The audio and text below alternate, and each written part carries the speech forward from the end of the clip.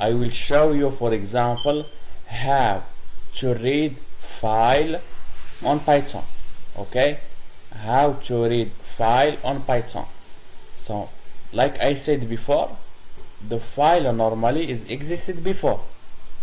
I will not, for example, read something that does not exist. Okay, when I told you, for example, read some books or read some newspaper, the newspaper or the books normally should be created before, should be existed before. Yes or not? Yes. Okay, so in my case, for example, in my top, I chose to creating, so first the file here, or let's guess, for example, Ahmed, I have file that's created before here, call it, for example, let's create the new file. Okay, new file, documents text in my cases, and let's take, for example, in this case, call it formation. Okay, clear until now? Okay, now on my Python there, so how I can read these contents? So first we should to open this file. Okay, we should to open this file. Let's make in the side, so I have this file here, so you need to open this file. So how, for example, you should to use what? We should to use the open function. So let me say, for example, variable, call it the file equal what? Equal open. So open, like I said Ahmed before, we have how much arguments? We have 2 arguments, Ahmed. Excellent. So the first one and the second one. Can you tell me what is the first one? So directory. Okay, but Ahmed, the first argument is the file itself. Okay, but it's the path absolute, not the path to relative. I will explain it, what is the difference between absolute and the relative path before after. So what is the first argument? Is the file itself. The file, what's the path where the file exists. Okay, so in my cases, for example, where the file exists, so in my case it exists on the desktop. So what is desktop for me? What is the path absolute of my desktop? Path absolute beginning by the partition, partition C or partition D.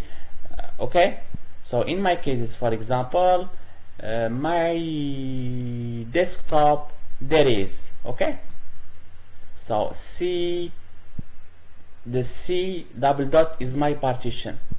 Now I have users, my username of host name of my laptop, and etc. So my laptop, my desktop, I can bring the paths like this. Okay, like I said, you have many solution to bring the paths of desktop. So the first argument is the path of desktop, so you need to put it there. Okay, clear or not? But like I said, Ahmed, it's not directory. No, it's the file itself. So I should to put the file itself, formation. Clear or not? The second part, what is the second part?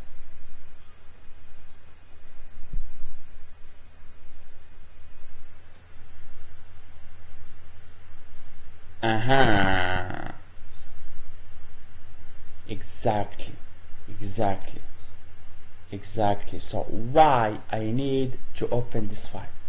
In our cases, Ahmed, to read. So R, and like I said before, we have R options, W options, and we have E options. E options for append some things, W for write some things, and R so for reading some things. So all this option I will explain it on deepest for the next week. Okay, Ahmed? Okay, So now let's continue. So like I said before, we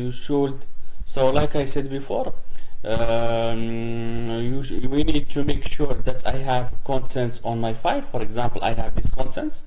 For example, I have CCNA, Linux, and Python, for example. So I have 3 lines on the file. So I need now to read this file. So like we said, now we can say, for example, file dot read. So now I have contents with the function read. So I can now bring, like I said, I can bring the contents with these functions. So now what I want to do with this contents, so I need to print it. So I need to print it how? With function prints. That's all. Okay? And after, it's not mandatory, but it's best practice to close your file. So you need to put file dot close. Close what? Close your file. Okay? Now if I run my program, I save what I have the contents. Okay, let's close this one and execute this one again. I have script now. Clear or not? Like we said, if you should be aware by putting the path, the exactly path. Sometimes you need to put this one twice, the backslash twice, and you need, for example, to put the extension. So do not forget these things. So this is the first way. The second way, for example, it's not the second way, but it's just you can, for example, say the contents of this file, I will save it, I will put the content of this file on variable, and now I need to print this variable. Print what? Print results.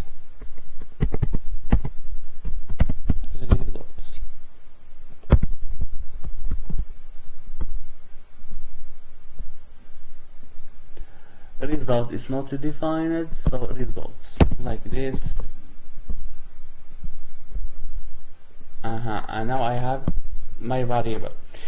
The way to print the contents of these lines is to use the function readLine. So you can say I will read by just 1 line. So by default, the function readLine will read the contents of 1 line. So now we have just first lines. You can print, for example, you can print directly these things without putting on variable. So we can say print what? Print file read lines without putting the contents on variable.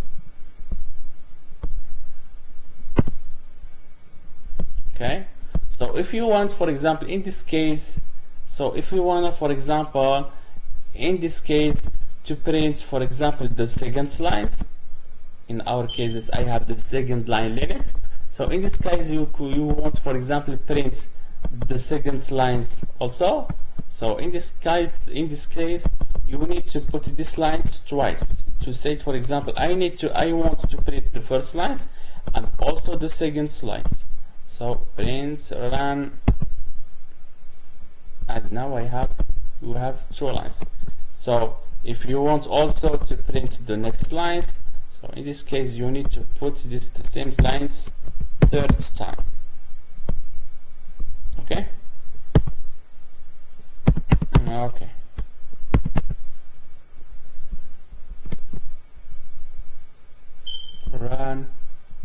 Run. Clear or not? Okay,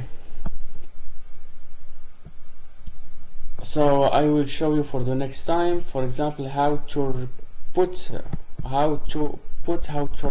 the contents on a file, how to write the contents, how to write, for example, variable or how to write string or float or something on a file. Okay.